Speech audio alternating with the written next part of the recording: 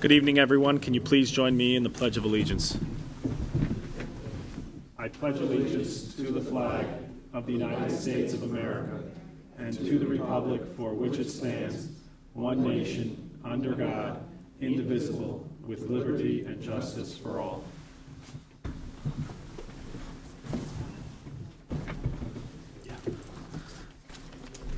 First, let me apologize for the delay. We had a BET matter that came up that needed to be handled before this meeting, and so I apologize. I did not anticipate that other issue taking as long as it did.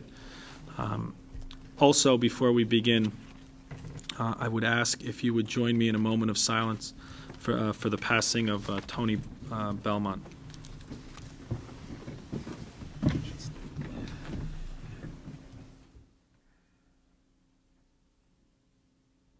Thank you.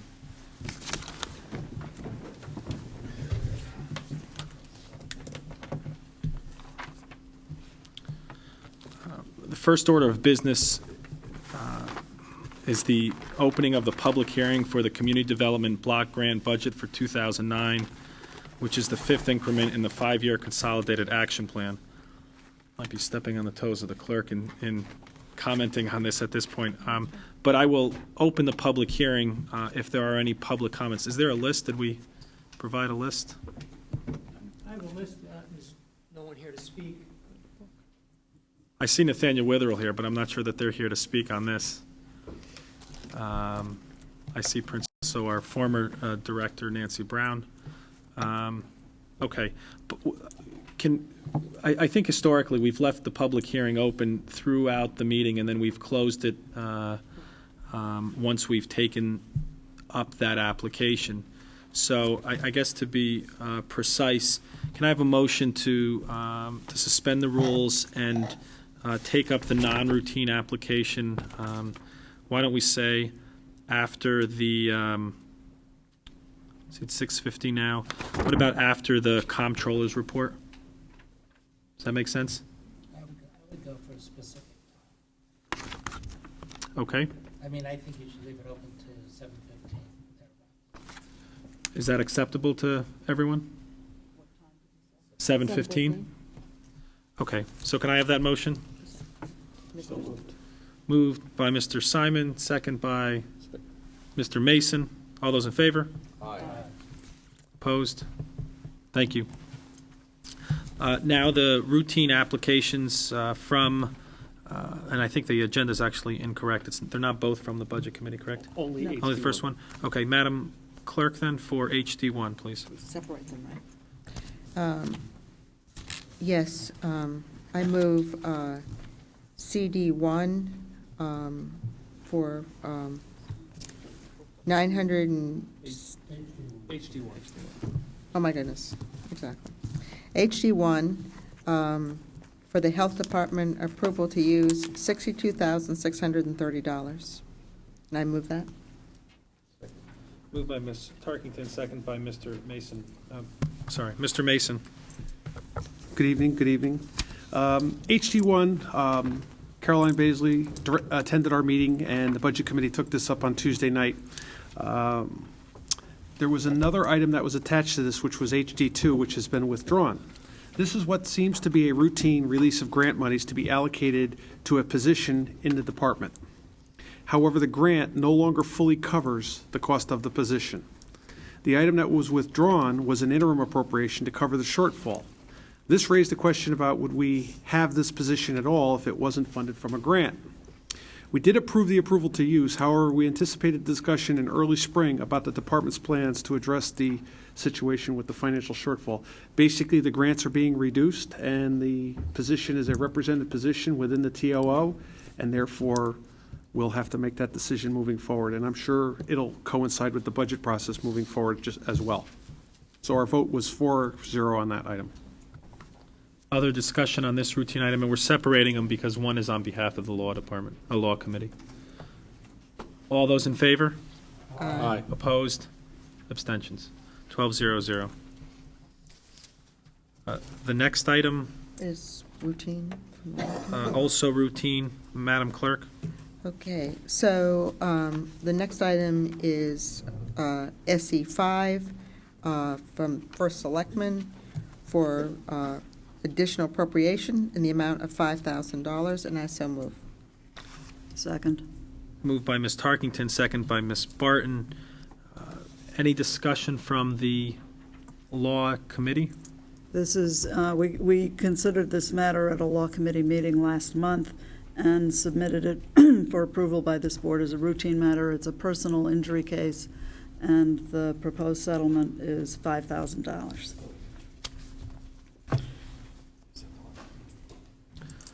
Any other discussion? No. All those in favor? Aye. Opposed? Abstentions? 12-0-0. To item 4, Assessor's Report. Mr. Gwartney is here, along with Mr. Shipman.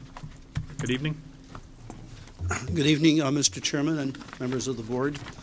You have my report. We're in the final phases now of getting ready to complete the 2008 grand list.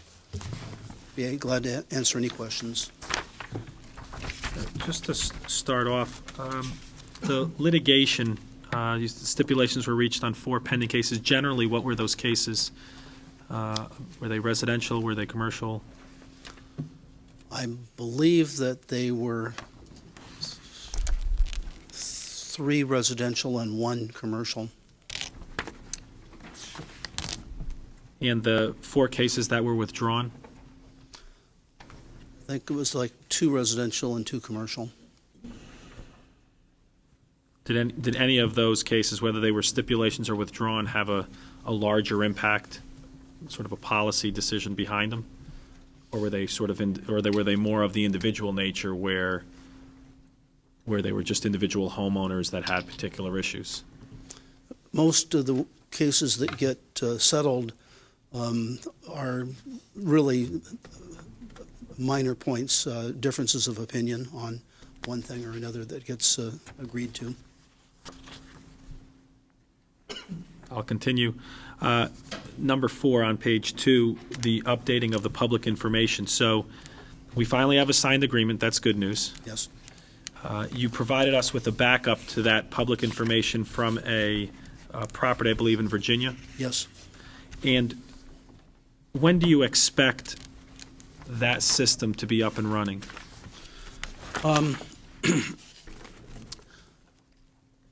It'll probably take a month before we get everything in place.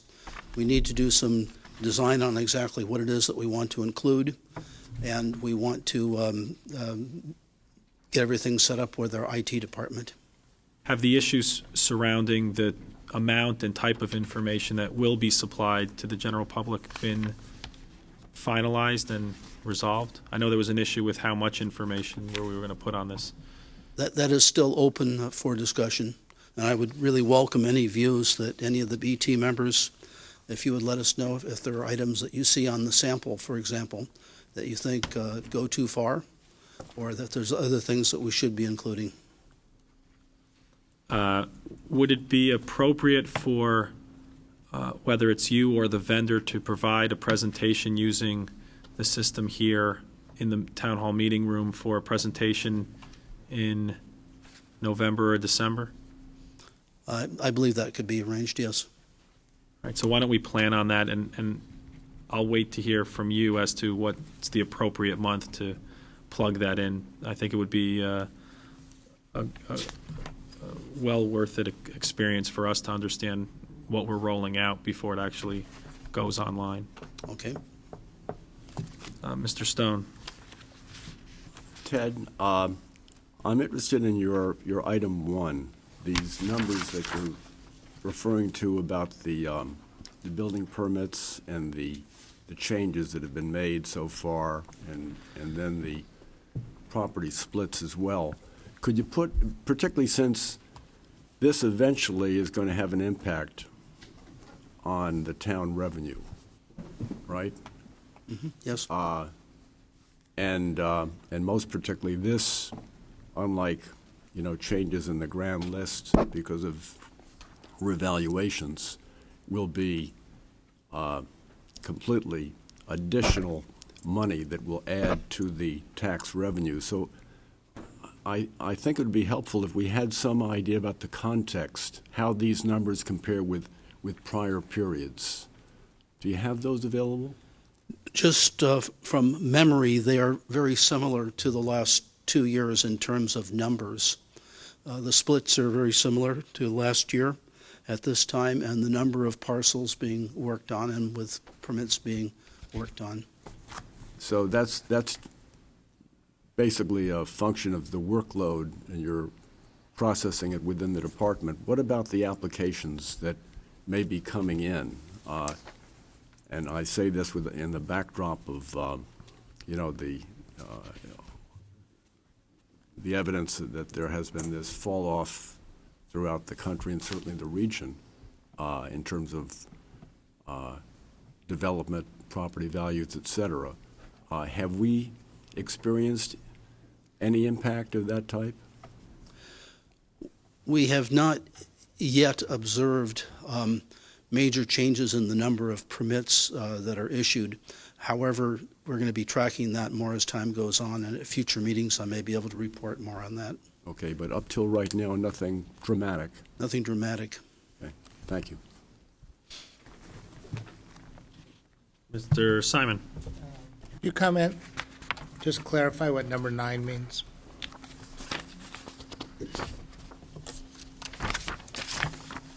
Oh, this is the number of local elderly credits that were processed. And as you know, a portion is carried forward for 2 years. So the carry forwards from 2006 were 264, and new applicants and carry forwards from 2005, or ones from 2005, were 281, for a total of 602. That's almost exactly the same number of people as we had last year. In terms of the dollar amount, the total dollar amount, $548,065. That amount is down only a small amount from what it was last year. And this is comparable to the 570,000 we budgeted. Yes. All right. And that's, and I only mention that because, we index the benefit, and the number of people are going up or staying the same, and yet the value is going down, which is a little surprising. Mm-hmm. All right, thank you. Mr. Tarkington? I just think that the total here is a little different than the sum of the two items.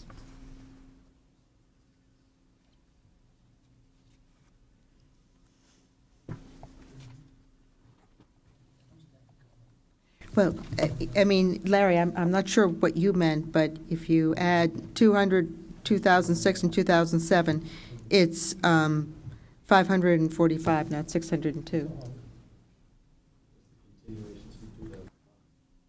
Do you understand the,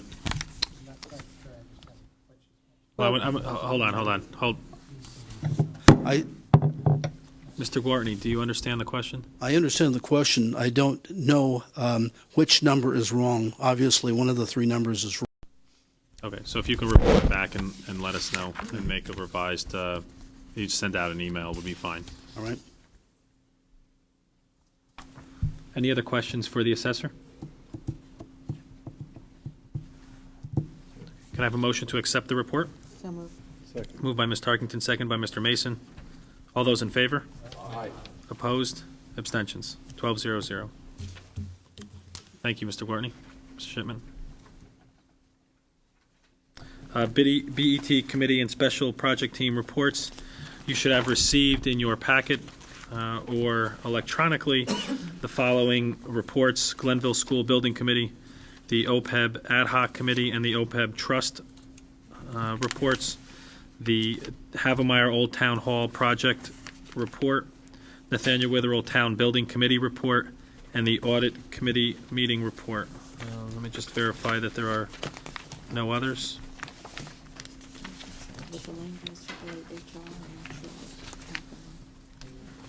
Did we, I know I saw an email today regarding the HR committee report. Were those produced for this evening? These are in an envelope. Oh, they're in an envelope. Then we have one of these envelopes? Passed out. I arrived late, Pass so- it out. This is our high-tech system. I have a question on one of the reports. Okay, Mr. Simon then. This is on the Havemeyer Old Town Hall team. And now that we have the first selectman here, what is the status of the Perkins and Eastman study that we provided the funding for the Havemeyer building? If I could ask that question.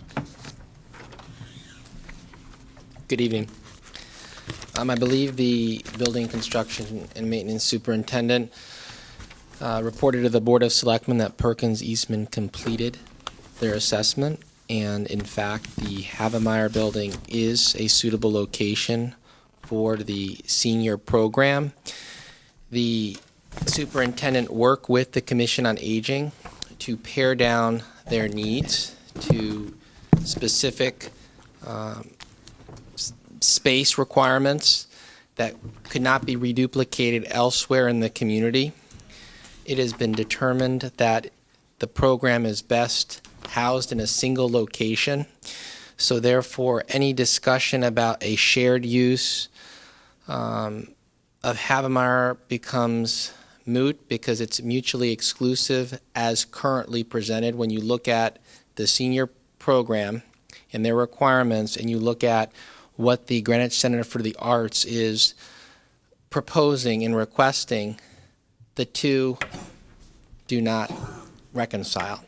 So we are at a point in the discussions where we know what the seniors need, the funds that were expended to tell us if the Havemeyer building is viable, prove resourceful. We are in a holding pattern until the Board of Education decides to relinquish, if they decide to relinquish the building for alternate town use. From what I understand, they are working through that assessment with the Geddes Partnership, and there are 2 phases to it.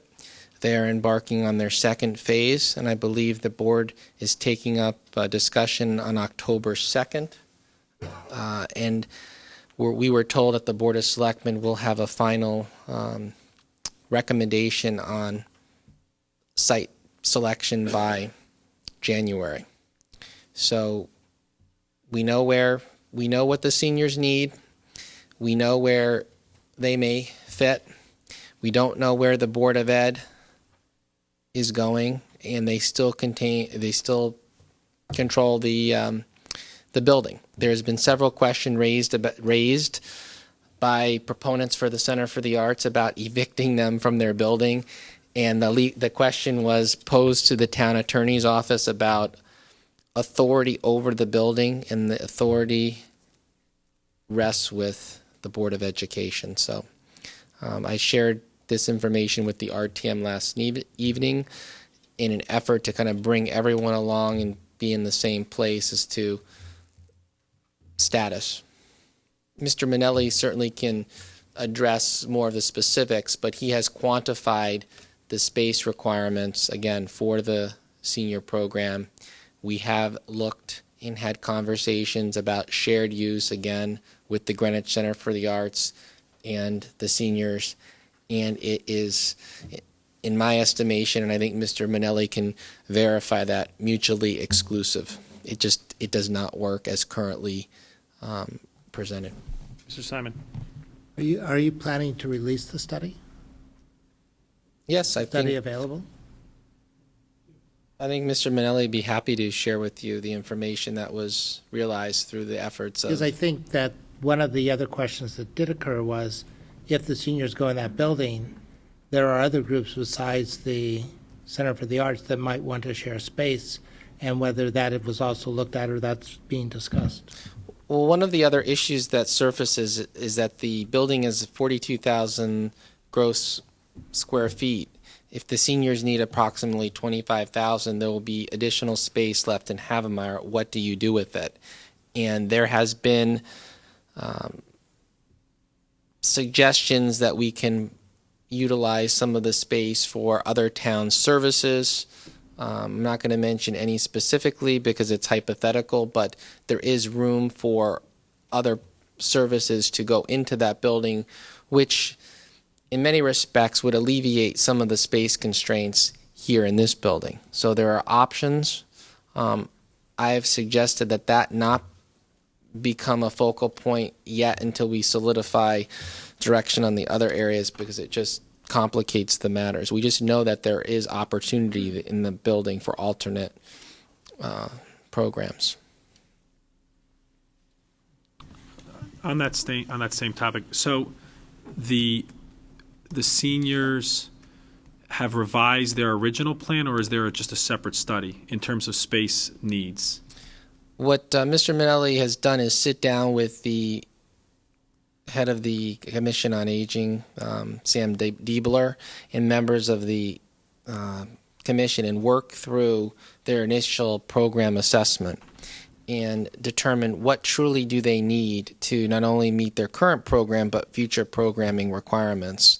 And I think they came to a mutually agreeable space requirement. One of the discussions we had was, are there things that people would like to see? For example, a recreational facility, and how much space would you need for that? Well, under the current proposal, there will be space allotted for that purpose, but it's certainly not going to mirror the Healthy Living Center at Greenwich Hospital. It's not going to mirror the YMCA or the YWCA, but it will provide space for aerobic activity, some limited cardiovascular activity. But the point being, they've looked at what do they truly need in meeting the needs that were identified in the assessment for the seniors today and tomorrow. And as a point of information, you may have seen today's Greenwich Time, and I was at a meeting earlier, and we were discussing the fact that you have two seniors on the front page, 84 and 85, participating in an activity up in Norwalk, some type of Wi-Fi bowling or and my observation is that's an example of a population we're currently serving, and God bless those people because they look very fit and active to me. So we're looking at a span of seniors ranging from 62 all the way up to probably 92 and beyond. So it's filling the niche for that broad spectrum. So as I understand it, there are then currently three studies or three reports. This sort of modified senior study. You have their large study, but then that's been pared down, right? That's been pared down. The program study. Okay. And then you have the Board of Ed's Phase 1, and then you have the Town of Greenwich's study through the efforts of Mr. Minelli. Right. I would look at it as you have the senior program study, which we funded initially with the $75,000. Right. One half of the $150,000 appropriation. And then we required additional funds to determine whether or not we could use the Havmeyer building to meet their program requirements. And in doing so, Alan took a hard look at what those requirements are, going back and reviewing their initial program study. And I think they've come up with an agreeable amount of space and said, Havmeyer works for this program. And again, one of the overriding sentiments, and I've asked the Glenville seniors, I spoke to about 100 seniors on Thursday, and again, it's a sampling, but it's a captive sampling. Where would you like to have a senior center? Where do you think it's most desirable? And I would say overwhelmingly, there may have been 6 hands who looked at an alternative, said Central Greenwich. And so that's what the study told us. But again, it's continually reaffirmed. And you ask any senior, they want to be situated in Central Greenwich for several reasons. And it's its proximity to other services in the community. So I think, So to Did go I to your hear point, a- there's that study. Right. There's the program study. there's the The phase one. space study. Right. And then the Board of Education had the additional $75,000, and they're proceeding with their facilities assessment, and they can speak specifically to where they are, but I believe it's done in 2 phases, and they're going to come up with a final plan by Dr. Wallerstein is here. Maybe she can confirm. Well, I don't want to go off, I mean, this is not a full Sometime, discussion on this. sometime in but- late fall. Okay, but my understanding, I thought I heard there being a request for those studies for us to get a full picture of where we're headed with this. So that my only concern is trying to get the other pieces of the puzzle to the members of the BET, and that would be the Board of Ed's Phase 1 we do not have, and the Town of Greenwich's study we do not have. So we would be looking for copies of those reports going forward. Right? If you want. Sure. While you're coming up, Mr. Finger, did you have a comment or a question? Well, I do have a question, but if we're going to be discussing this in more detail at some other point, at another meeting, I'll defer that question Okay. until that time. I'm just trying to get the information so that it sounds like this is somewhat coming to a head, and so I want to just give the opportunity to the chairman of the Board of Ed to speak as to the process and the timing, and then I think we can move on unless there are other comments, but thank you. Nancy Weissler, chairman of the Board of Ed. Just to let you know where we are in the process of finishing Phase 1. Phase 1, as First Selectman Tessie said, was with Geddes Partnership. It was about $17,000 of the amount that was appropriated, and that is looking at our spatial needs assessment and location needs. We would that will come to the board for a review. The first work session in October, which would be October 2nd. After we see the results of that needs assessment, we will then commission Phase 2, I think shortly thereafter. Based on what we see for Phase 1, we'll know the complexity of Phase 2, but the purpose of Phase 2 would be able to say, given the space requirements, what sites in town meet our needs. And my preliminary understanding is that we should have the results of that by January. Thank you. Mr. Stone, did you have a last comment? I know you're. Yeah, just to sum it up, the Havemeyer Old Town Hall team, Nancy Barton and myself, have been more than monitoring this to a degree. We've instigated some of this work being done, and it's our present intent to take a look at the studies, which we believe will require some analysis in order for there to be a good deliberation by this particular board here. And we'd be doing some of that analysis over the next several weeks, and quite possibly in October, or certainly in November, we could probably have an agenda item based on some work that had been done that's supplemental to the studies that are already in. Thank you, Mr. Chairman. Mr. Krummick, on this topic?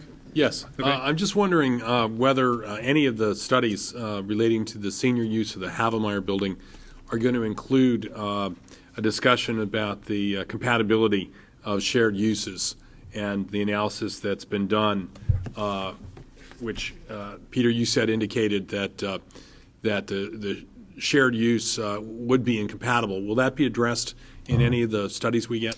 We can certainly, excuse me, we can certainly put a finer point on that, but yes, to answer your question, we can document that, and documenting it through the fact that the Greenwich Center for the Arts has reiterated that they cannot proceed with their business plan as presented in that facility while the town would provide for, of course, the lease would be the governing instrument, program use for part of the senior program. And as a follow-up to that, more important, the seniors have said they want to be in one facility for efficiency. They've looked at also not only their program, but how they operate their program in the most cost-effective manner. And in fact, I don't think we even asked them to do that. They did that under their own volition, and Sam Dibler, I think, deserves a great deal of credit for that. And they've showed a much more efficient operating budget by being in one facility. Any other questions? But we can show that to you, and I just want to say that Mr. Stone referred to the additional analysis and what Mr. Manelli provided to the Board of Selectmen, all but in draft form, because he's still recasting it in clearer form, the various options. So if the building were to be leased by the Greenwich Center for the Arts, what are the cost implications and the need to provide space for the seniors, space for the Board of Ed, what would be needed for the old town hall. We looked at the shared option. We looked at if the seniors go into Havemeyer, what are the requirements for the Board of Ed. So he's taken them and he's laid them out. I think he's trying to put them in the clearest form as he gets feedback from the Board of Selectmen about the information. We're giving him advice on areas that are not clear. So I think you're going to be the beneficiary of a more refined presentation. And you have the most recent one this evening. So Thank you. Are there any other questions or comments relative to the other reports? Before we go into the community development block grant application and then closing of the public hearing, I see that Nathaniel Witherell is here in force. This obviously is not this aspect of it is not a public hearing, it's a public meeting, but I do want to recognize the chairman, Dave Ormsby. I don't know if you're here to comment or simply to watch the proceedings and listen as we take up the budget guidelines or anything else on the agenda. I don't know if you're here for a specific item or simply the report. No, Mr. Chairman, we're here as spectators. Okay. Well, thank you for attending. We welcome spectators. Sometimes we get very few. With that, it is now 7:20. Is there, well, before I entertain a motion to close the public hearing, as many of you know, we started this meeting late. I was able to have a meeting and the pleasure of meeting individual by the name of Mary Taylor, the clerk of the board. Ms. Tarkington joined me for that meeting. She has provided me with a packet of information containing a cover letter and what appears to be 3 letters, some of which are several pages long. She has asked me to relay this information to all of the BET members. I had indicated to her that during this public hearing that I would. I will turn it over to Finance, ask them to make copies and to distribute this information to the BET members so that they can have this information. Ms. Taylor is a former employee of the town of Greenwich, and our conversation with Ms. Taylor lasted about half an hour today in discussion of what I'll generally term as a personnel issue. That said, is there a motion to close the public hearing in connection with the Community Development Block Grant budget for 2009? Moved by Mr. Kelly, second by Mr. Mason. All those. Anybody else who wishes to speak? Okay. Motion by Mr. Kelly, second by Mr. Mason to close the public hearing. All those in favor? Aye. Opposed? Abstentions 12-0-0. Now considering, Madam Clerk, if you could read the non-routine application. Do you want me to read this all? Or just read this? Right. We have a non-routine application, CD1 for community development, approval to use $969,049.45. Moved by the clerk, Second. second by Mr. Mason. Discussion? Mr. Mason and then Mr. Simon. Good evening again. We had this item as CD1 on our agenda for Tuesday night. This is a grant, obviously from external, this is a federal grant administered by the town. The process for these allocations begins with the CDBG committee, which forwards their recommendations to the first selectman for review and approval. There was a discussion about one of the items that the first selectman had changed in the process, which was an item being deleted by the CDBG committee for Nathaniel Witherell, and the first selectman, after his public hearing, feeling the urgency to reinstate that. The question from the CDBG, and obviously in our committee, it was clear it wasn't about the actual merit of the money going to Nathaniel Witherell. However, it was the question about, in general, external entity funding going to the Nathaniel Witherell, which could have and what the possible impacts were on that in the future. Our first selectman, Peter Tessie, and Town Administrator John Curry were there and explained the modification and some past grants that the Nathaniel Witherell had received. So, and as another footnote on that, in contact with the law department, that if there's any question, if any member has, this appropriation process is normal to any other appropriation that this board would take. We have the ability to reduce, eliminate, modify. It's in our hands and forward it from there. And our vote was 4 in favor of the appropriation as recommended by the first selectman. Mr. Simon? So we were given this piece of paper tonight, which is the resolution on the CDBG. I just want to clarify that this is what we're voting on, the resolution, or we're voting on, I'd like to find out from you, Mr. Chairman, where the resolution fits into this process. My understanding is that historically, we have approved both the resolution and the appropriation. Is that correct? Yes, this is the same as the resolution that goes into our budget. Right. So we didn't, so do we move the resolution separately? Well, that's what I, Steve, shall I move the resolution? We should take it up as two separate items. All right. I would think. I would agree with that. So first, relative to the non-routine application, CD1, for approval to use of the amount of $969,049.45. That's been moved and seconded. Any further discussion? All those in favor? Aye. Opposed? Abstention? 12-0-0. And then, is there a motion to approve the resolution as presented? I will move the resolution, to approve the resolution as presented. Moved by Ms. Tarkington, second by Mr. Mason. Discussion. I have one question. Mr. Simon?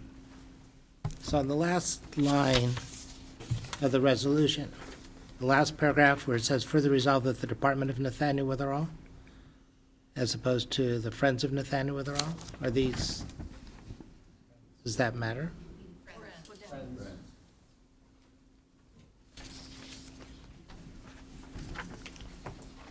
So as amended. As amended. Any other comments, questions, discussion? I'm sorry. I had forwarded, Princess Arve, good evening. I had forwarded that resolution to the law department, and it was checked by Amina Ahmad, and she had approved the resolution as is. The Friends is not a department of the town, and in the September 1979 RTM minutes, it was stated that any department of the town that will be receiving CDBG funds should be added into the resolution. Mr. Chairman? Mr. Kremick? I think it makes sense to leave it as it is. Because as I understand it, although that it's the Friends that's receiving the grant, they in turn are going to be turning it over to Nathaniel Witherell that's going to be using it. No? Then it's got to go through the appropriation process.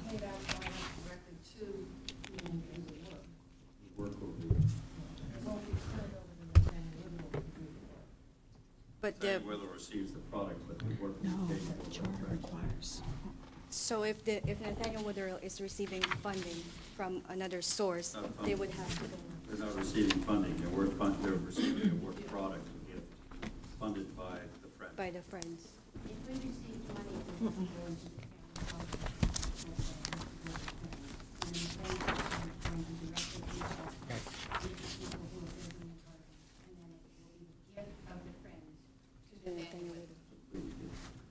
But it seems, I just, Not unlike the junior league, say with the playground.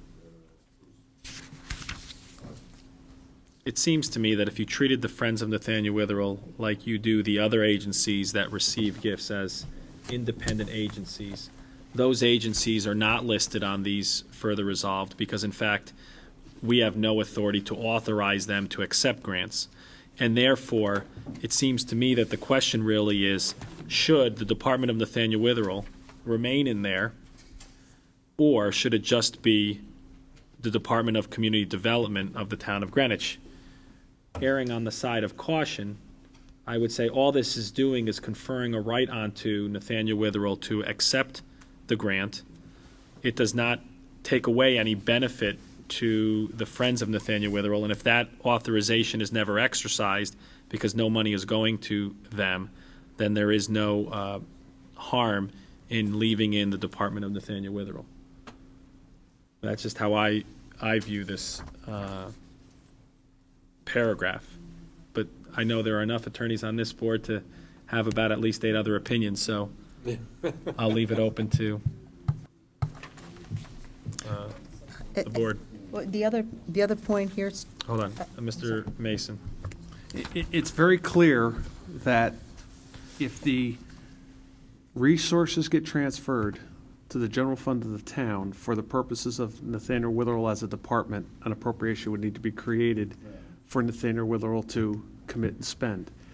If the funds are directed truly at the Friends of Nathaniel Witherell, then they can, within the guidelines of the town of purchasing and insurance, et cetera, they can commit to have the work done and hand the completed gift over. It's two different items. Therefore, that paragraph, if the money's going to Nathaniel Witherell, they're going to have to come back for an appropriation to spend it. Well, this would say they wouldn't. Ms. Tarkington. I think that leaving the Department of Nathaniel Witherell in there is the appropriate thing. Section 60 of the charter authorizes the Nathaniel Witherell Board to accept gifts or grants of money or property in the name of Nathaniel Witherell for the purposes of the nursing home, et cetera. So I think that sort of bypasses that additional process that Mr. Mason just suggested. Mr. Kelly. How about the Department of Nathaniel Witherell or its designee? Then we're sending it to the Department of Nathaniel Witherell, so they have, that's who we can give it to, and then they can designate. I'm more comfortable with the department than a friend. yes. Mr. Norton. Mr. Chairman, it seems to me that That's why. this is actually going to an entity, not a department of the town, similar to the monies that go to the housing authority through the same grant. And that it would seem to me that the Friends of Nathaniel Witherell are in the same position as is the housing authority, which also receives money from this grant. And if that's accurate, then I think that the language referencing the Friends of Nathaniel Witherell should be deleted. Or the Department of Nathaniel Witherell should be deleted. Mr. First Selectman, can you I would just bring say, us out of this morass? having been part of the board, having watched meetings and so forth, I think I would reduce this to simply, if we have confirmation that town legal has reviewed the wording for it, I would exercise discretion in abiding but what town legal has provided. That's what they're there for. That's what we pay them for. I think oftentimes we get caught up in issues like this. I think everybody clearly knows that the application was made on the part of the Friends of Nathaniel Witherell for a project that is going to benefit the residents at Nathaniel Witherell, the department of the town. I just think oftentimes we try to do other people's work. The town law department reviewed it, as you said. My opinion, I would rest with that rather than trying to reinvent the wheel and take time on such a matter. Any other comment on this?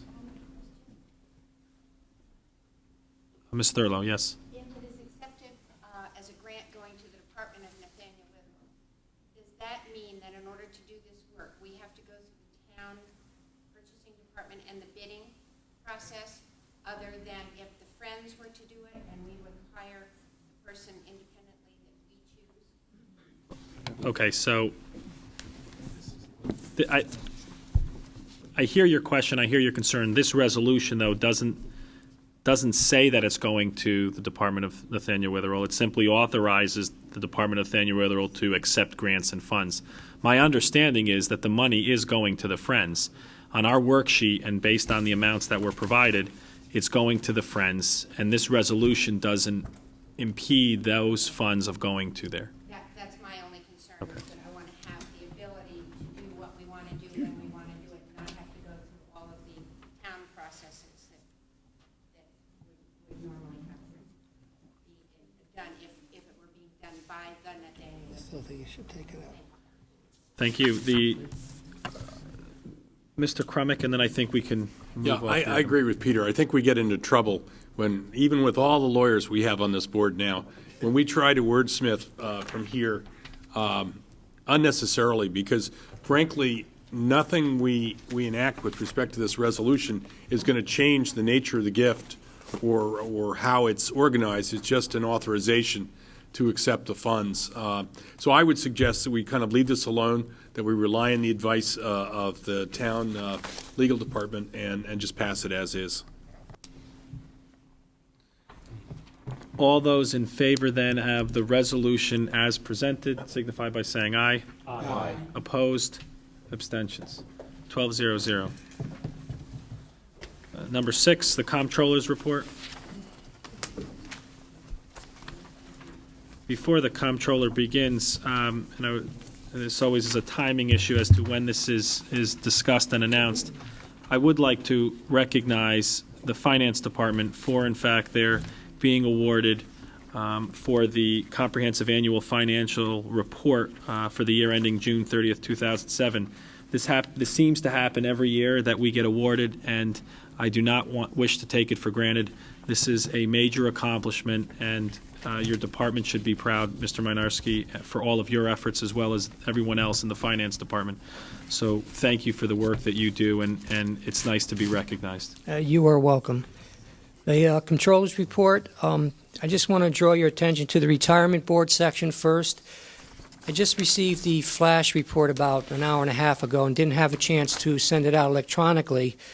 The only thing I want to point out is that it's only down about $110,000 from the July report. But I also want to bring it down to the bottom of the Retirement Board section where it references the AIG, the PEP 5, or the Private Equity Portfolio Fund, number 5. For the first time, the flash report reflects that, and I just want to clean the sentence up a little bit. The sentence should actually read that the AIG contract has been signed, funds have been sent for this investment in August of $3.7 million. And the second part really shouldn't be a dollar sign, that's euro dollars. That should be $732,184 in euro dollars. The conversion rate back in August 6 was about 1.5 to $1, and today it's 1.42. And then the second part, September, should actually have the fact that $329,000 was transferred over. So I just wanted to clean up that last sentence and point out that that shouldn't be a dollar sign, that should be a euro dollar sign for the 732. You have a copy of the report, and I'll answer any other questions you have at this point.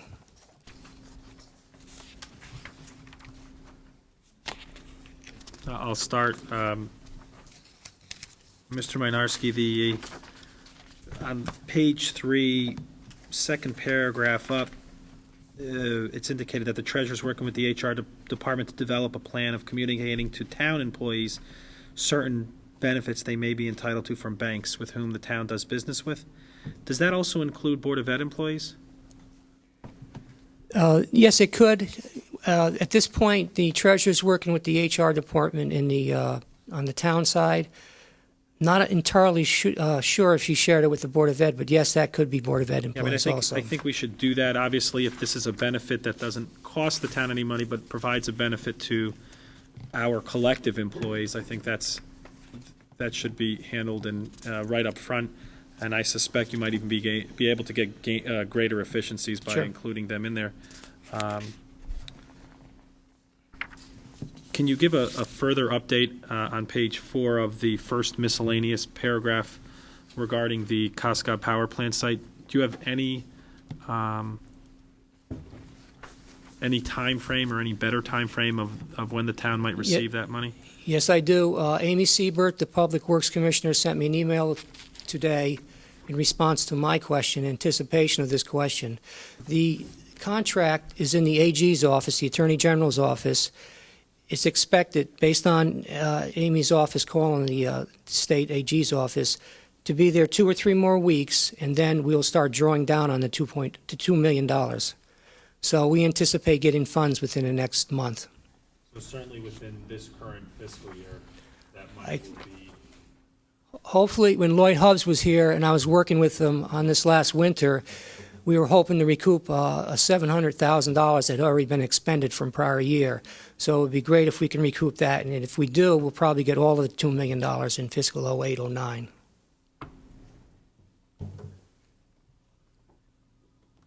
Is there a motion to accept the comptroller's report? I have another questions? Mr. Simon. On the paragraph above that, on the STIF fund, where it says, the STIF continues to have a reserve that should be sufficient to cover losses if the reduced valuation is above 60 cents on the dollar, followed by the reduced valuation was approximately 55 cents on the dollar? Yes. Would imply the reserve was insufficient? No, they settled with 55 cents on the dollar, and I believe they had enough money, just enough money to cover the shiny losses. If the number had been 50 cents, would we have had a liability as a town? No. We wouldn't be required to make up part of it? And as a matter of fact, because of the work in the investment committee, we have, when you look at the Treasury's report, we have very little money in there. All right, so we wouldn't have had a past accrued liability by being an investor when this was an asset? No. So now if this asset is cleaned up, does the STIF become more interesting to us? Can we see what assets are in the STIF? We're getting about 2.3% on 2.3, 2.4 on a lot of our assets. We got 2 offers from 2 of the banks, TD North Bank for 2.8 for a 90-day CD, and from Webster for 3% for 120 days. Right. They want the money on their balance sheet as of December 31st. Right now, they're not paying more than what we're getting. So we have no reason to go to the STIF? Not right now. Okay, thank you. Motion to approve the comptroller's report? Moved by Mr. Norton, second by Mrs. Tarkington. All those in favor? Aye. Opposed? Abstentions? 12-0-0. Treasurer's report? Questions? Mr. Finger? Yes, Mr. Minarski, can you tell me how how the receipts came in with the first half tax payments? Are they running ahead, equal to last year? Actually, Mr. Finger asked me this question last week, and so I'm prepared to answer this question. I actually called Lou Caravella and Gail Dowland and tax collector's office, and they helped me. And we did a comparison of the July receipts for 2007 and the July receipts of 2008. And what we did is we added the first 2 days of August in, because you get a grace day for the first day of August, and there's a tail. Anything postmarked prior to August 1st or prior gets credited back. So I did the first couple of days into August. The grand list went up from year 1, 07, to year 2, 08, 5.16%. It went from 255 million to about 268 million. The receipts only went up 1.8%. So if you do it, if it's simplified to basically take the increase from one year to the other, you should have probably got around 50 to 55% of $13 million. We had a shortfall of about $3 or $4 million. So the extrapolating, we probably, if we took the same amount out in December, we would have an increase of probably 3.6 or 3.7%. We need to equalize the collections to have a 5.16% collection rate. To answer your question, to follow up, we're a little bit behind, but that's not necessarily bad news because we get 1.5% per month. So all of the delinquent taxes, which we will get ultimately, is creating a revenue stream in the future. In other words, if they don't pay for another year, we collect 18% per year additional interest on the delinquent taxes. So it's sort of a good news, bad news, but we will get the revenues. If I could follow up on that, I'd appreciate if you could report to us again at our next meeting. Yes, it is good news if we're going to be getting the interest. My concern is from a cash flow standpoint, are we put in a difficult situation? Also, hopefully we do receive the 18%. My concern is it an indication possibly of the fact that we're just not going to receive those payments? Well, I mean, ultimately, I guess we do when there's a... we're going to lien the when we lien the properties at some properties. point in time Right. in the future. But I'd just like to know how we're progressing with the receipt on taxes. Maybe an indicator of other things that would be helpful for us in the budgeting process. I could incorporate it into the controller's report for at least the next 6 months, and you'll get a feel for how we're doing. Mr. Mason? Maybe a kind of a sort of important question on the treasurer's report. Where are we with everything that's kind of going on in the news today and the big picture financial world, everything going on in the town? What's the impact to that on us? General fund, no impact. The OPEB fund, the Vanguard domestic equity portion, overall, they have $87 million in the Fannie Mae's and Freddie Mac's. Almost no impact on the OPEB fund because it's very, very small, the amount that we have in there. The pension fund, BlackRock, we have $500,000 in Lehman bonds, which we're going to have a loss. But the question is, if you look at the flash reports for the last year or so, the bigger impact is the fact that the stock market's not performing. You could see that we've got a negative, if I have the flash report,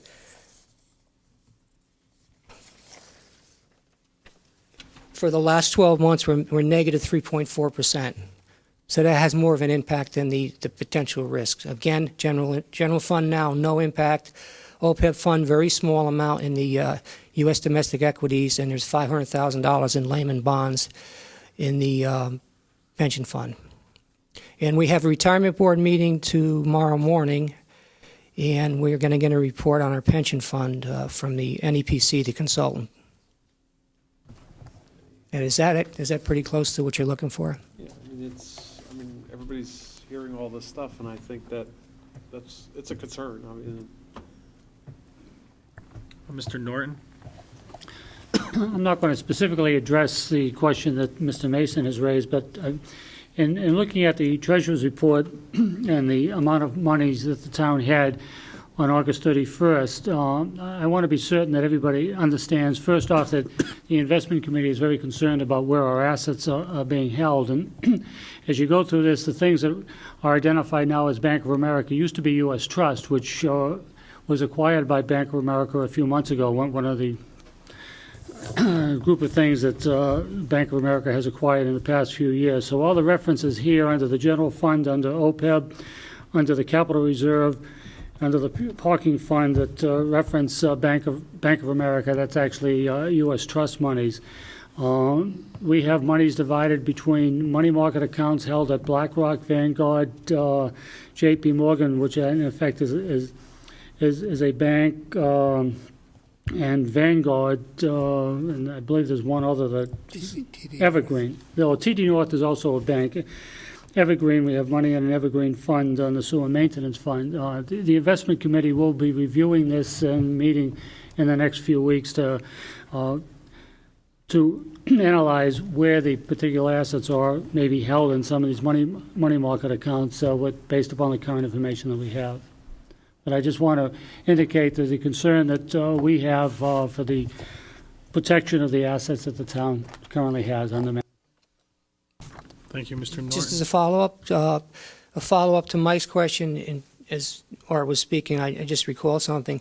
As part of our due diligence, if you went back to the controller's report, we required the banks where we have deposits with came in. They met with the treasurer and myself, and we wanted a presentation from each one of them telling us how good you're doing, where your weaknesses are. We did have one bank which did have some problems. That was the Wachovia Bank, which got into trouble with a 2006 acquisition. I think it was Golden West was a real estate product, and they lost quite a bit of money on it. But one of the things, if you look on here, the only monies they have is a small amount of money, $180,000 in the sewer improvement area. So that is one other area with a potential risk, which I consider very, very minimal. Just as a final follow-up to your question. Any other questions at this point? I would like to note that, in fact, we've had discussions with the Investment Advisory Committee. Obviously, the recent developments nationally and even regionally relative to banks and to other financial institutions, and suffice it to say that the Investment Advisory Committee will continue to monitor this with you and your department and report back, I think, in a more regular fashion in light of recent events. Mr. Chairman? Just Mr. Norton. One clarification. Evergreen is actually a Wachovia instrument. Yes. Is there an approval to accept the treasurer's report? Moved by Mr. Norton, second by Mr. Simon. Discussion? All those in favor? Aye. Opposed? Abstentions? 12-0-0. Thank you, Mr. Meyer. Approval of the BET minutes for July 21st, August 15th to September 8th. Unless there's an objection, I will combine those for the purposes of voting. Hearing none. All those in favor?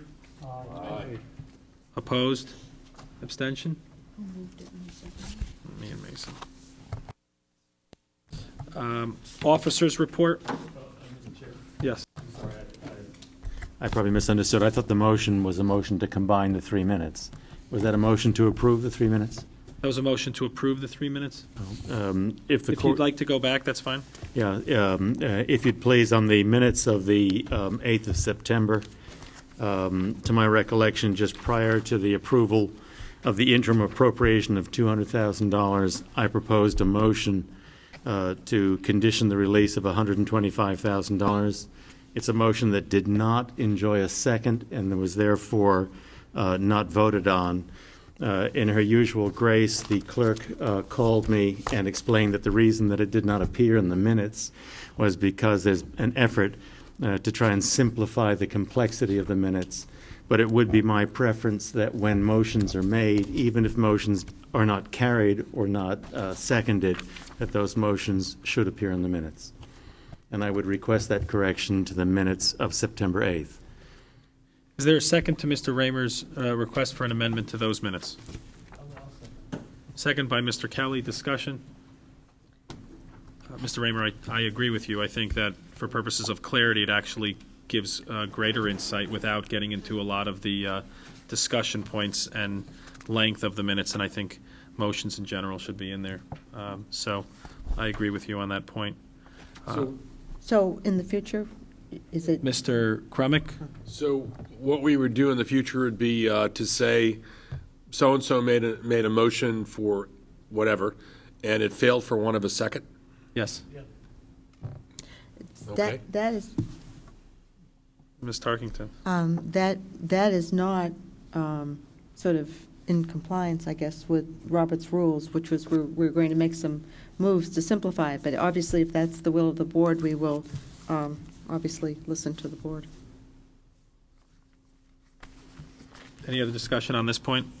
All those in favor to Mr. Raymer's amendment signify by saying aye. Aye. Opposed? Abstentions? 12-0-0. Okay. Why don't we just, to make sure that it's clear, we'll now again approve all of the minutes as amended.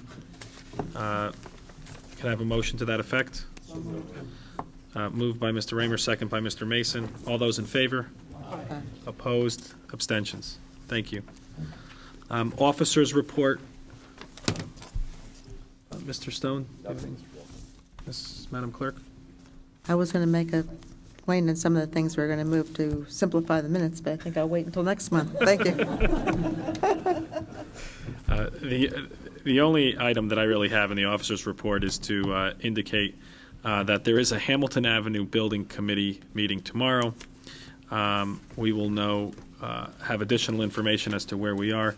There has been a flurry of email traffic, as there is, I think, almost every day on this topic. I am sure you have received information through the various media and through personal emails to you or telephone calls. Once that meeting is over, any information that I can provide that I think is useful to all of you, I will certainly forward that on to you, and hope that not only a TCO but the opening of the building is imminent. But we will find more tomorrow morning. That also being said, as I like to say, there was a kickoff to this year's budget cycle, and that was this year the BOC having its first meeting a couple of Thursdays ago. They met. There have been a series of very helpful discussions with them. Generally speaking, they're going to attempt to attend all of our meetings, dating back to the days of Donald Landsman, who attended all of our meetings and would report back. And that flow of information, I think, was productive. So we look forward to hearing from them. And in fact, one of the items that we're going to be taking up under new business, in part, flows from a member of that committee. We will also be discussing budget guidelines, so I won't reiterate points that are going to be made there. But just, this is the beginning of what I consider the budget season, now through essentially March and then into May for the RTM. And we'll be looking not only to furnish the schedule of the actual meetings, but then some of the topics that will be discussed that are outside the parameters of a budget, so we can try to spread out some of the flow of information. But you should be expecting that in the coming weeks. There's nothing under old business, which leads us to new business. Item 11 of our agenda, the first item to be discussed is the discussion of the RTM sense of the meeting resolution regarding general fund borrowing. I've asked the comptroller to make an initial presentation, and you should have also received emails regarding this topic relating to various charts furnished by the Finance Department. And also at this point, I would recognize that before us today also, and I welcome their attention, Mary Ferry and Fred Baker, who were instrumental in presenting this resolution to the RTM, and I know have worked with the comptroller and various members of this board in drafting that resolution. So thank you for attending. Okay, the sense of the meeting resolution regarding general fund borrowing, there's basically three recommendations from the RTM to the BET. Before I get into this, I have two contributors tonight. Roland Geiger has a number of charts that go to item 2 and 3, which is limitation of the amortization period and the capitalization or expensing of the ban interest. Mr. Manelli, Al Manelli, is here tonight to speak on some issues of capital projects that could severely or dramatically impact the 15-year financing plan and potentially, or the CIP process. If possible, can I have Mr. Manelli open up the meeting with his comments before we get into the actual financing, or do you want to have Mr. Manelli at the end of the presentation? That's fine. If Mr. Miller would like to speak now, I think we can take his comments and then move on to the. Good evening. There's been an interesting trend in the construction industry starting back in January, and you've already voted on an increase to the Art Barn at the last meeting. We've been seeing in the explanation at the Art Barn, we've been seeing about a 20% increase in construction costs due to the cost of energy. Energy is affecting the workers coming to work, concrete, steel, sheetrock. It's affecting everything. The public bids that went out this year, the Lighthouse project, we were able to just get under the wire. We had enough money to place the order with a very minimum, modest contingency. Project moved along. The Art Barn, we had to come back and ask for additional funds to cover the contingency for any possibilities that might arise during construction. I did get the Glenville Fire Station bids in yesterday. If you remember, a few years ago, you appropriated $2.2 million, and then we bid it, and the bids came in over, $800,000 over. We redesigned the project, went right back out to bid. The bids came in, and although I have enough money to place the order, I have no contingency again. And when I was doing my analysis on the bid, the projected cost of the redesign was $2,275,000, which I did for you guys at the budget presentation in late January. Add 20%, and I got the budget, the low number. It's $2,775,000. So the comment that I made when we were talking about the Art Barn about the 20%, the trend is the trend. And what I'm really concerned about is that we've appropriated projects like the Dog Pound, the golf course, golf center building, stuff that's in the budget that's been projected out has to be adjusted somehow. We can continue going to bid, and I'm going to continue coming back and asking for more funds, but it's a problem. It's going to be a problem. And like on the case of the Glenville Fire Station, we already went back and cut everything we could out of the building.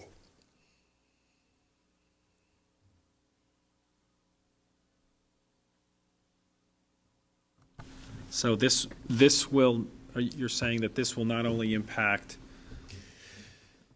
the amount of money per project in the 9-10 budget, but potentially you'll need additional money for projects that have already been appropriated, that if you need additional money, that will also decrease the amount of funds available, assuming the bucket of money stays the same going forward, and taking away from available funds in 9-10. Yes.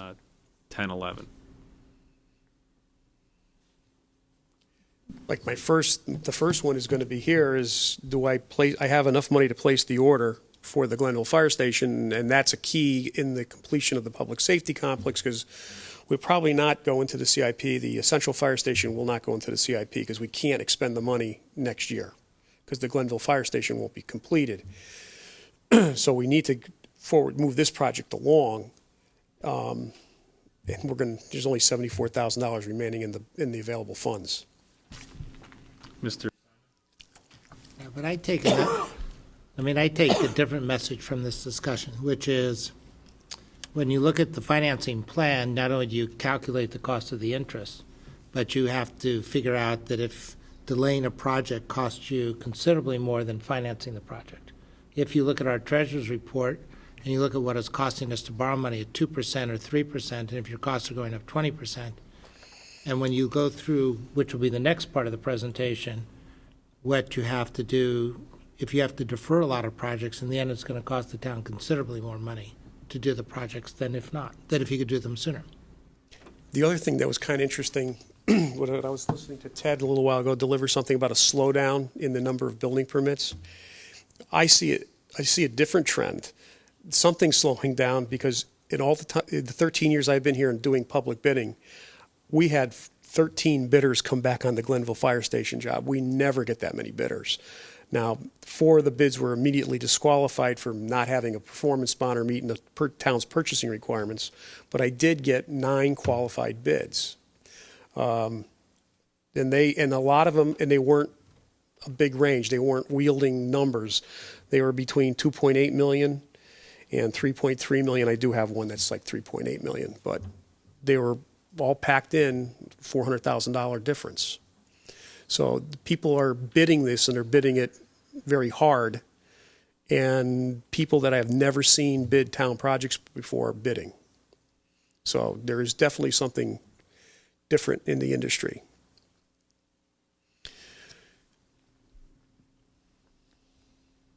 Okay. Okay? Thank you for your comments. Thank you.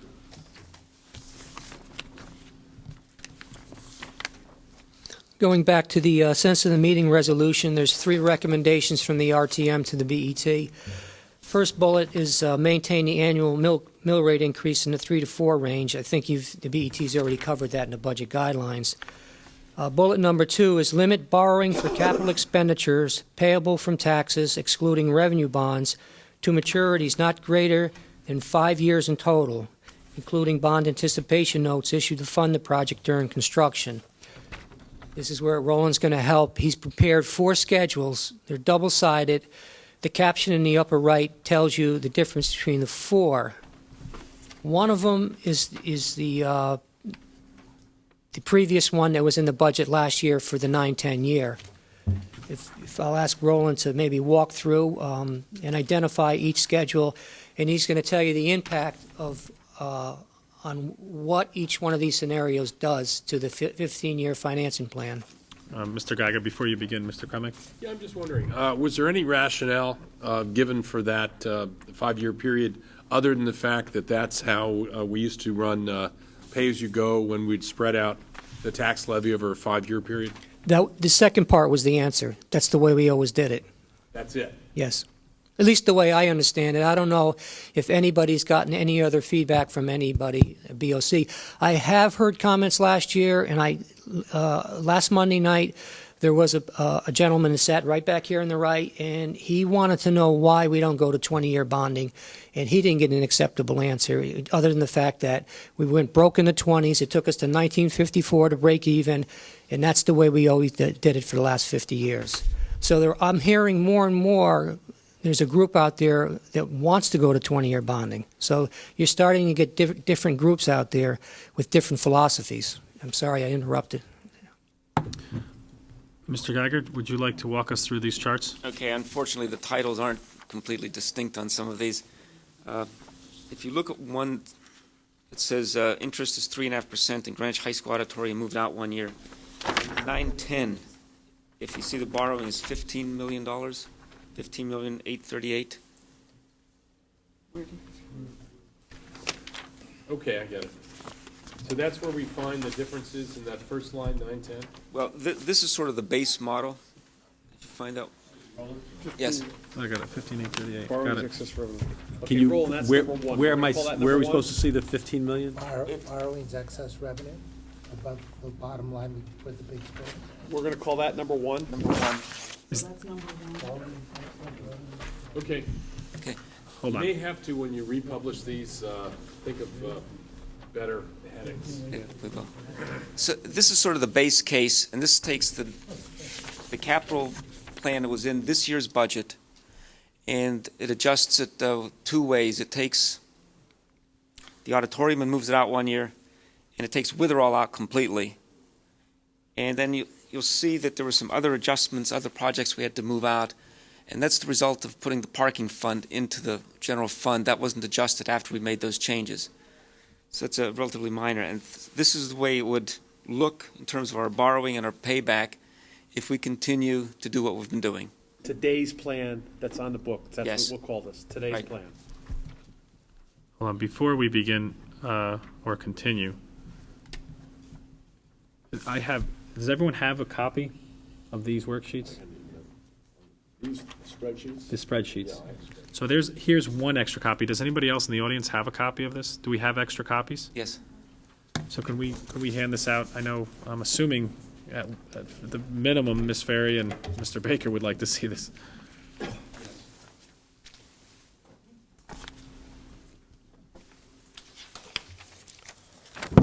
operating the camera.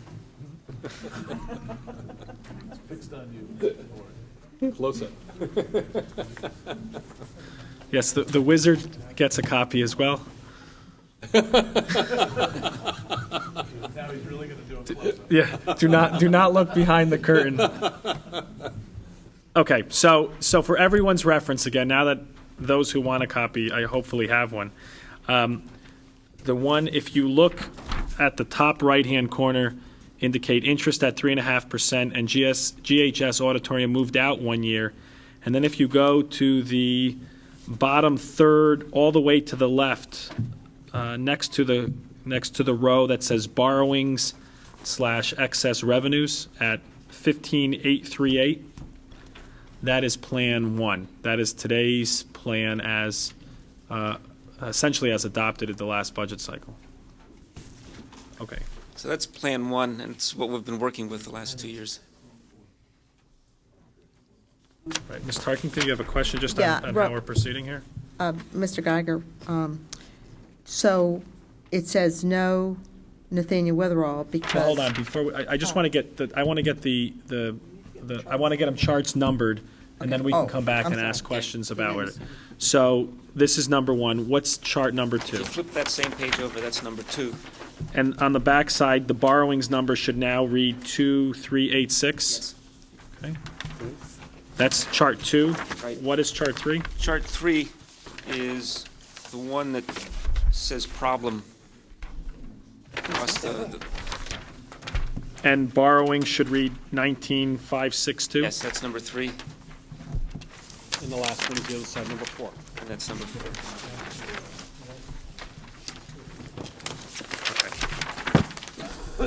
So now, why don't we, Mr. Geiger, why don't you just walk through generally the differences of the charts, and then I think what we can do is then come back and ask specific questions relative to either a particular chart or to all 4 of them.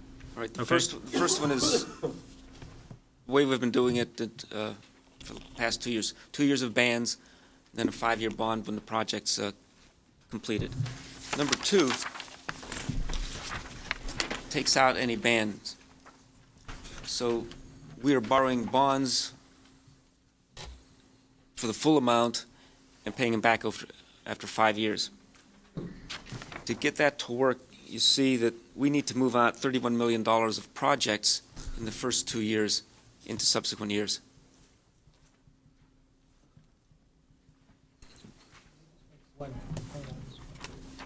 No, I'd really want to come back Okay. after,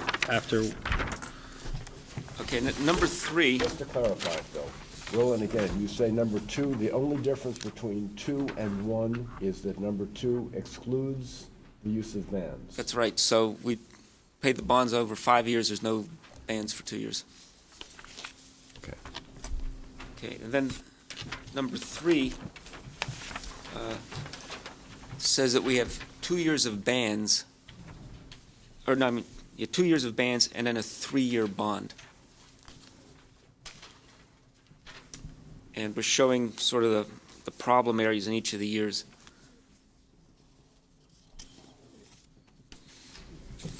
we'll come back to it, everyone, go. And then number 4, it takes the number 3 scenario, and it says we're going to fix those problem years by increasing the tax levy. So if you go down to the area that says revenues, and you'll see 3 lines. One is tax levy, 37, 40, 43, which is the tax levy that we've always planned on using. The line below it, additional tax levy, is the amount of additional taxes that we would have to raise to make these problems go away and have the capital plan in balance. Okay. So now that we have the baseline as to how the charts were created, first let me recognize Ms. Tarkington, then Mr. Simon, and then Mr. Mason, and then we'll go from there, if I can remember that order. Ms. Tarkington. Right. Roland, I just had a question about no Nathaniel Witherall. So the 29,903 is removed because it will be self-funding, or can you just explain what you're doing here on this line, just so we, because it's on every single chart. Right. Because Witherall is going to come back in separately. And the way that the plan was put together, Renew Witherall was neutral in terms of its impact on this capital plan. So that's why it came up. A follow-up by Ms. Tarkington. So, so it's neutral to the town's budget because they self-service the debt and so forth. But I note that there's still, I guess, the debt service on the bands here? What is, because the line doesn't end. You're looking at Witherall's adjustment? Yeah. Well, that's the balance of their miscellaneous capital. Okay, that's the balance of the miscellaneous Right, they capital. have a few $100,000 in each year. Right, the operating account, okay, thank you. So you have that in there, just not the, That's coming out as well. that will be coming out as Yes. well. Mr. Simon. So what, I just like to refer from my point of view, from the town's, from my point of view, the bands are an essential feature of what we do, because if you're going to borrow on day one for a project, and you use Glenville School as an example, we would have borrowed all the money for Glenville School, we would be paying interest, and we wouldn't have used the money for a year and a half, and the town would have lost money between the amount of money we paid and on the bonds and what we've gotten on interest. So doing just straight bonding after 5 years without doing any bond anticipation notes, I think is extremely inefficient for the town, and I would not recommend that. Then if you go to doing the bond anticipation notes then you're essentially limited to 3-year bonding, which is chart number 2. The chart number 2 says if you don't do bands, you have to take out $16 million worth of projects, and the whole amount of projects was only $28 million. The total amount of projects was $32 million. We would have to cut our capital expenditures in half to implement this program, and we'd be back to where we were before we started this, in my mind, an early capital project, and we would be postponing projects to the future when the cost would be much higher. And I think, you have to be aware of it. And then I just want to make one last comment here, which is on number 3 basically says, number 3 is if you do 2-year bands and 3-year bonds, it's a non-workable solution for us because we don't have enough money in the whole system to do appropriations with and have enough cash. And Model 3 will never work. This basically says, because it has these problems and all this money, it's a non-workable plan. That's the end of my comments. It's just, I could make more comments, but the basic implication of taking the RTM guidelines is we would have to either raise the tax levy, which is on number 4, which would mean going up by another $11 million, which would take the tax levy up 7.5% or 7.25%, or we would have to cut our capital plan in half. And both of which have, I think, very bad implications for the town. Mr. Mason. As I look at this, we're looking at a sensitive meeting resolution in front of us, and if I may, if I send any of my comments towards Mary or Baker, you'll have my apologies. But what we're looking at is we're a finance board, and we're obligated to do the financing model for the town. Clearly, this demonstration does not have a 20-year model, which some RTM members kind of tied us down last night. We're asking for. And obviously, we know the impacts of that. But here's what the models don't show. The models are not showing, obviously they're showing a heavy tax implication. They're showing the need for bond anticipation notes. They're keeping within commitments of capital projects. But what they're also not saying is, we just had Al Manelli pop up before us and say, look, I've got capital cost raising at 20% on construction. Here's what I'm seeing. The big picture is either one of these models, our current plan is working. We can demonstrate it works.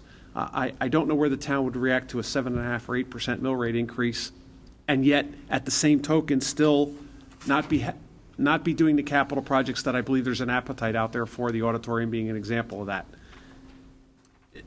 The financing model is up to the BET. I understand what the resolution is after, and I thank Roland for the models, and I think we should do a 20-year model to show people. I think that would just people would see the mill rate go down, and they'd say, well, we'll spend more. I think we'd lose that control. And I hold hard to what Mr. Crumick said about what is the reason for this? Where did the 5-year come from? Because as many budget overview committee meetings as I've made, and I've tried to express that, where that system comes from, I think that's what people are seeing and what's challenging them. I think the current model we have has been working. I think the borrowing is to meet cash flow.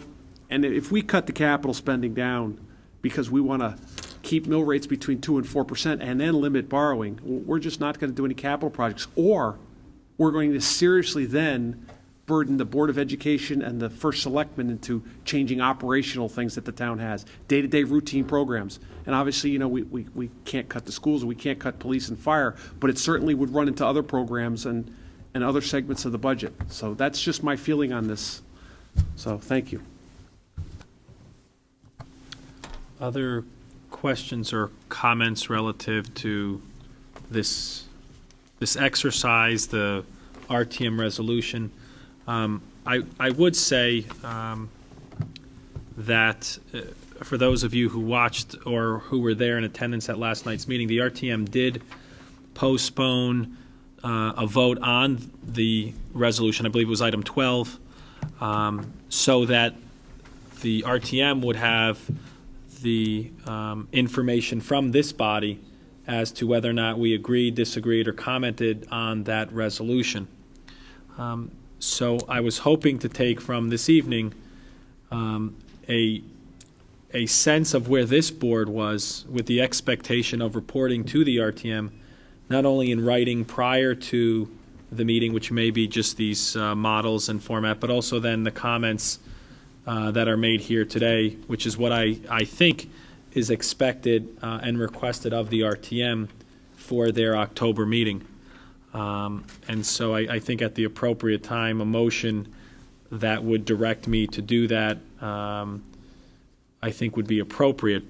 So I would ask that those who can comment tonight and feel compelled to do so, so that gives me an opportunity to understand where we're coming from as a body relative to the RTM resolution. Mr. Crumick.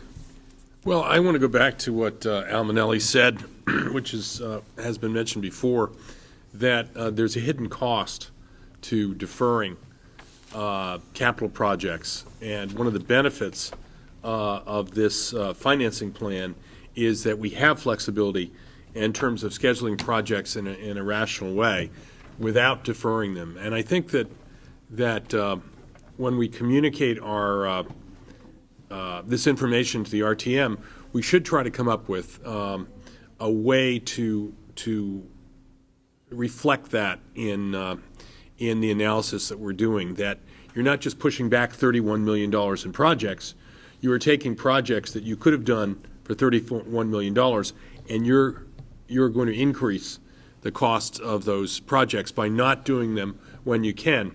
The other thing, and this is more difficult to quantify, and this is what I think Al was getting on, the current building climate, where there probably is less building going on than there was a year or two ago, is an opportunity for us. It's an opportunity to get better numbers. It's an opportunity to get more competitive bidding. And you can't quantify that opportunity cost, but we are in a good position if we can do the work that we need to do on the capital side, the maintenance, the capital projects, on an orderly basis.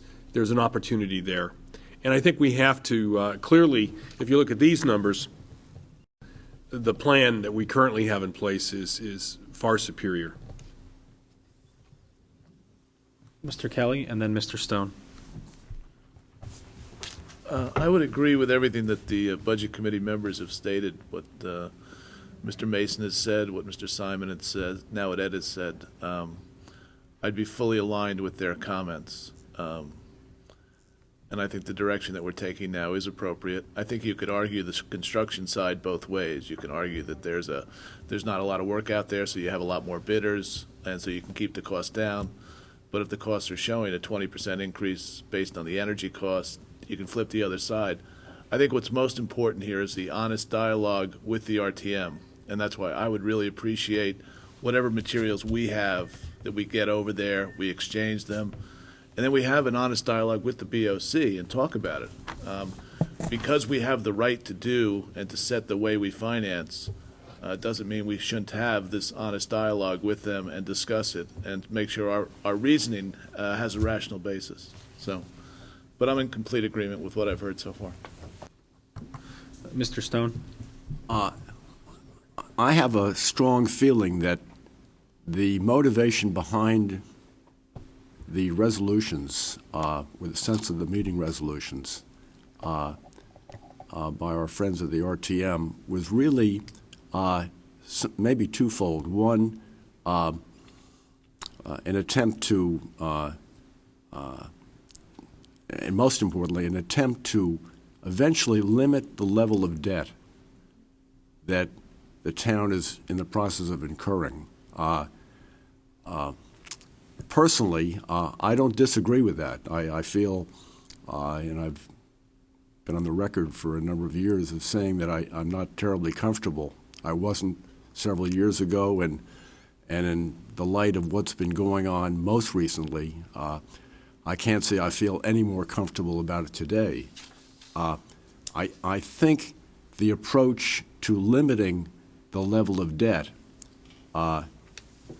can be conveyed to us in a different manner than this. I think the mechanical approach that we have taken up till now and we expect to continue to take, and that's the use of the bond anticipation notes and 5-year financing, is the most cost-effective way of doing a financing of that type. I mean, one could probably make an argument that going out longer term for some embedded amount of debt could be more efficient, but we're not going in that direction. I'm not trying to open that door tonight.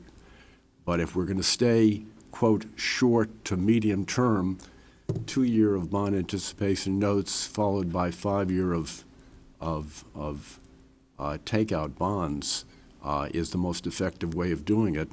And then you get back to this point of how high is up. Well, the level of expected debt that this town will be incurring is going to be getting much higher than was originally projected. And I believe, frankly, that that's a dialogue that could and maybe should be going on. Now is not too early. We've been, even at the Budget Committee, we've always said that all we're directly involved in a particular budget year is this current year's budget, including the capital side, with an eye on what's coming down the pike. So I think that, with all due respects, I believe that if there's a high enough level of discomfort with the magnitude of borrowings that we're in the process of incurring, and we will have incurred out 5 to 10 years, that's a related but a slightly different subject. Thank you, Mr. Chairman. Ms. Tarkington? I think pretty much we've all been in agreement here in terms of the value of this kind of approach. I guess one caution or question that I have that I think we need to look at more is the actual GASB accounting for some of these projects and whether the interest in terms of the end value of some of these projects wouldn't include that capitalized interest, so that, you know, again, we really don't talk very much about our GASB accounting, but beginning to incorporate more of that in terms of the process, I think, again, it makes sense here. And, you know, I think what the BET has been doing makes sense. I think the one other point here, to Alan's point, is, you know, the SEC and others are taking some of the perhaps issues out of the market that maybe led to some of the trading that raised oil prices, perhaps artificially high. And, some of the energy costs that we've seen and are seeing in prices today may again go back to a more rational level.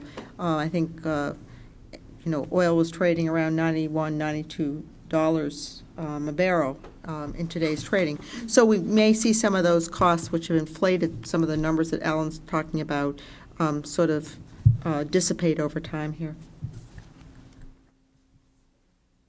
Follow up, Mr. Chairman? Just to Leslie's remarks, we haven't touched on the third bullet. Not real quickly, I'll just address it because it's something that Leslie just mentioned.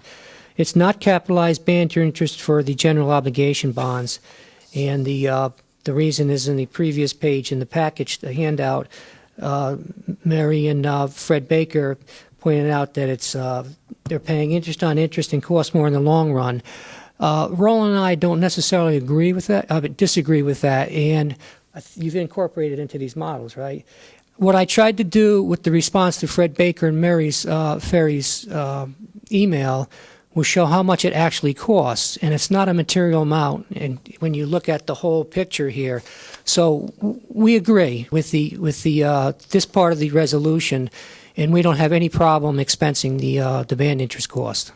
It doesn't have any impact on the 15-year financing when you smooth it out. Any other questions or comments? Here's what I would propose that we do. That this body allow me to report back to the RTM for their October meeting with the assistance of information provided by Finance to be distributed in the packets, and then I will also personally report the night of the RTM meeting, and said remarks to be consistent with the discussion here today. Certainly, if people have opposing views, to get them to me, or even just other viewpoints, to get them to me, and I will try to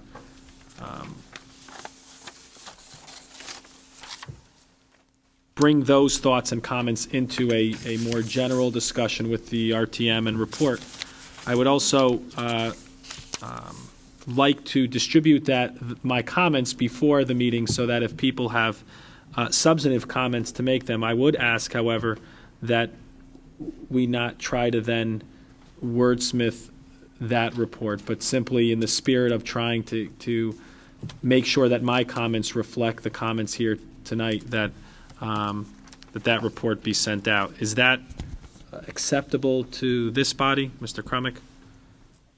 Going back to last May when we were meeting with the RTM members, I think we could do a better job of explaining why we use the bond anticipation notes and why we think that this 7-year period works. Because I think a lot of the RTM members don't understand that.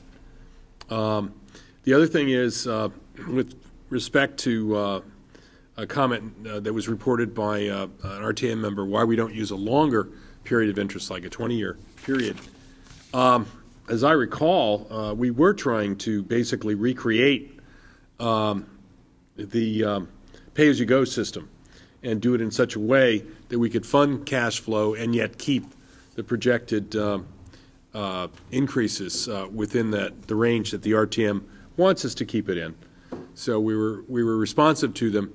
I suppose if we have a particular acquisition, like an open space acquisition, that you could argue should be spread out over a longer period of time because the town is benefited by the acquisition over a longer period of time. But I think we should do a better job of explaining why we think this is a good system. I think that goes to Mr. Kelly's point earlier, so that will certainly, we will endeavor to provide as much information, not only by charts, but by also our words explaining where we are. I don't think it requires necessarily a formal vote. Once again, if you do have additional comments, I would try to get working on this because I think the deadline quickly approaches for the packets sooner than we probably all think. And so I know that I'll be asking Finance to help me generate that report and information as soon as possible. And once again, let me thank Mary Ferry and Fred Baker for being here tonight even, and then for presenting this and spending time with the Finance Department. Moving on then, discussion of BET budget guidelines. This I don't believe will take very long. Tonight, I know certainly members of the BET, but this is the first year that we've to some degree changed the process that's been in place for quite many years. And that is for the BET not to accept the budget guidelines at its September meeting based on the recommendation of the Budget Committee at their September meeting as well, but to slightly elongate that process to allow not only greater potential public and departmental input, but also, quite frankly, for the BET members, as opposed to just the Budget Committee having ample opportunity to comment, and so that we don't feel necessarily rushed with such an important document. That being said, the Budget Committee did present the guidelines at their September meeting last week. There was very little comment as the guidelines were just presented that evening. You should have all received them, I think, both electronically and hard copy. Did we get out a hard copy? Okay. And tonight was really a discussion about the BET budget guidelines in terms of process and in terms of timing of availability for comments. My understanding is that the Budget Committee today posted a meeting for Monday? Monday at 3:15 in the afternoon in Town Hall. Monday at 3:15 in Town Hall, in the Gisborne room, thank you. And at that time, it's more of a workshop, which, although I'm not sure the difference between a workshop and a meeting, and no one's been able really to tell me what the real difference is, other than maybe a vote isn't taken. I thought food was provided. Oh. It's the only way I could get them to go is offer cookies. I heard high tea. If I may, Mr. Chair? Sure. Again, this year is a change, and what I think that the Budget Committee is looking to do is all the members of the BET have them. They have the guidelines, the draft, that's as we speak. I would ask, and I'll tell you our process, and I would ask for this from everybody. Between now and the close of the day Friday, whatever comments you have, grammatical errors, suggestions, anything you have, any concerns, anything that raises a question, please forward that to Roland. That, obviously, even the Budget Committee members have agreed to kind of do that too. When we get to our meeting on Tuesday, there will be no vote taken on it. We will not approve it. That'll be at our regular October budget meeting. But the idea is for us to be able to receive comments, questions, concerns, giving us time for if there's something to research, on a financial issue, we have the time to do that. And then on our October, I believe it's the 14th, we'll adopt the Budget Committee guideline. The Budget Committee will adopt the guidelines, move them to the full board for approval. Also, is the schedule in there, which is kind of important because the school system this year, we ran into a change in the February break, which the budget schedule actually will look different to you this year. So for that reason, there's a change in that. So again, I urge everybody get their comments into Roland. We'll have them at our discussion meeting. We'll not be voting on them. We're just going to make sure we understand everything that's in there and add anything we want to add or have discussions on it. So thank you. So similar to other applications made, I would prefer to have the greater discussion occur at the October Budget Committee meeting if there is disagreement with what will be the then recommended budget guidelines, as opposed to trying to do that at this meeting in October. I think that process has worked well for us and will continue to work well for us and work well for us relative to the budget guidelines. Mr. Kelly, question. If a BET member came to this 315 meeting and was not a member of the Budget Committee, would that person be able to speak? I certainly would hope so. Yes, okay. Mr. Simon. We're also going to vote on when is the BET going to vote on its 2009 calendar? Because part of the budget calendar has BET votes in there too. I believe historically we don't vote on that until October. But I'll ask finance to look at Well, that that. would be next, that. I mean, I'm would be sorry, next- November. I thought historically we do not vote on that. Well, But it doesn't really matter. We could vote on it in October. when we passed the guidelines, we voted on the calendar at the same time. The budget calendar, I'm not sure that we've always voted on the, maybe we have. Budget We'll calendar, research but we that. voted on the days of the public hearing and the days of the decision day at that time. That's right.